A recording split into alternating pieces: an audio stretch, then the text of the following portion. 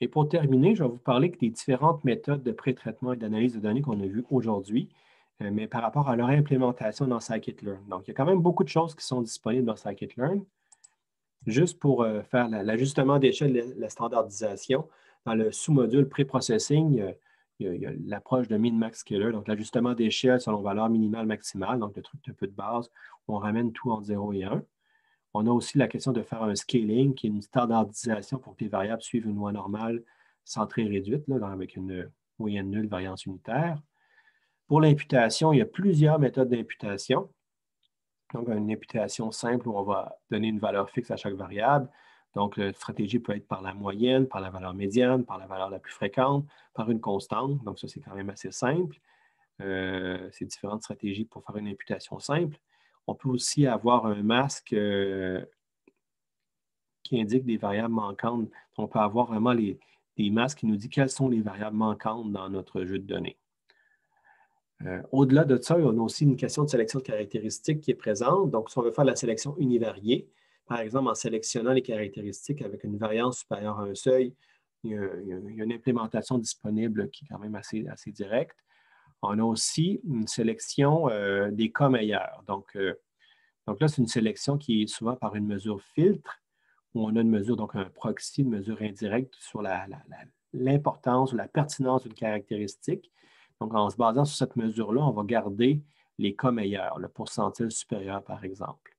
Donc, c'est deux versions de la même chose, soit les cas meilleurs, soit celles qui sont dans le pourcentile supérieur.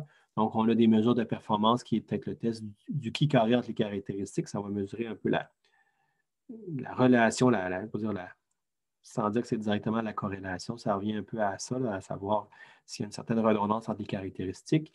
Il y a des tests ANOVA entre les caractéristiques ou, comme je vous expliquais aussi, il y a le critère d'information mutuelle qui, lui, va regarder plutôt la relation entre la variable et la sortie désirée. Une autre approche qui est implémentée, c'est la sélection arrière avec un coefficient de modèle. Donc, c'est comme une sélection arrière, mais au lieu de faire un réentraînement à chaque fois, on utilise des coefficients qui ont déjà été calculés dans le modèle, puis on va utiliser ça pour déterminer ce qu'on garde comme variable, ce qu'on retire finalement. Donc, ça prend quand même un modèle d'apprentissage utilisé pour la sélection. Puis, on va décider le nombre de caractéristiques qu'on veut sélectionner. Puis, on va dire qu'on va faire des itérations, on va retirer une, deux, trois variables, parce qu'on peut faire ça à coup de plusieurs variables, on retire en même temps. Les 5 variables les moins intéressantes, on les retire d'un coup. C'est possible. Ça réduit un peu les calculs, mais quand même, ça peut être un peu plus approximatif encore. On peut même avoir sur un ratio du nombre de caractéristiques qu'on retire à chaque itération. Donc, c'est possible. Sinon, on peut faire aussi une sélection. Donc, les approches qu'on vient de voir, c'est des approches en filtre où on utilise des mesures indirectes. On peut aussi faire une sélection à partir d'un modèle selon les coefficients. Donc, là, c'est d'aller voir dans le modèle directement certaines valeurs. Par exemple, pour le lasso, pour aller voir les poids qui sont désactivés puis dire bien, la variable associée n'est plus utile. Il y a peut-être d'autres modèles où on peut faire ça aussi, des trucs équivalents où on est capable de voir l'importance ou de voir si une variable a été désactivée.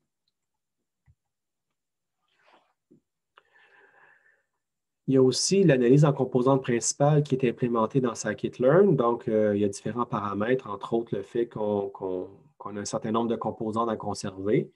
Fait que, par défaut, c'est le minimum entre N et D. Donc, bien sûr, si on a moins de dimensions, si on a moins de données que de dimensions, on va tendre à réduire ça, garder ça comme étant la valeur de N et non la valeur de D, parce que les dimensions effectives sont moins grandes. Sinon, c'est D. Donc, ça, c'est les valeurs par défaut, mais on peut avoir une valeur de cas plus faible encore, comme on a présenté aujourd'hui.